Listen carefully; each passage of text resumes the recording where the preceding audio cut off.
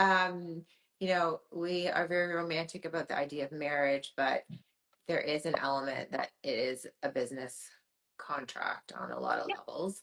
Yeah. And so stuff can go sideways that we can't predict. And we do know that, women 40 and above, the divorce rate is highest among that group, and women are actually Yeah. the ones that are predominantly initiating it, and they're calling it the gray divorce, which I hate. But Yeah. I've heard that. so and I know, like, personally, you and I have chatted about this.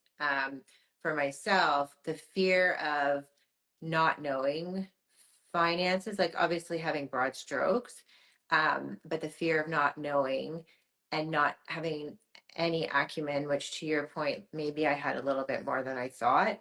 Yeah. It kept me for a really long time in the marriage, and too afraid to admit it to other women. And then, you know, kind of reaching that point of acknowledging and admitting to other people that I didn't know anything, and in a way to sort of find resources, and come to learn that it really is quite common Yeah. that women just really don't know very much about what's coming in and how to access their accounts or how to access Mhm. their mortgage.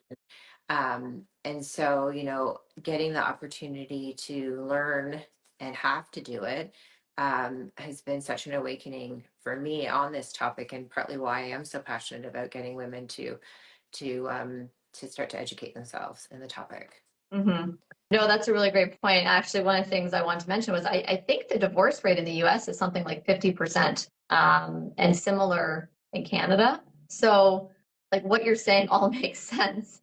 And, I think if we're looking at married households specifically, like if there's one partner that hasn't been engaged in those conversations, because to your point, is busy doing all the other things in the household and not engaged in this particular conversation, that if there is a breakdown of marriage, then that person is in not a potentially not a great negotiating point because they don't have a good handle on it. Now there's lawyers and accountants and advisors that help with that, but all of a sudden you don't have all any of the information. Like how it's harder to negotiate, I think.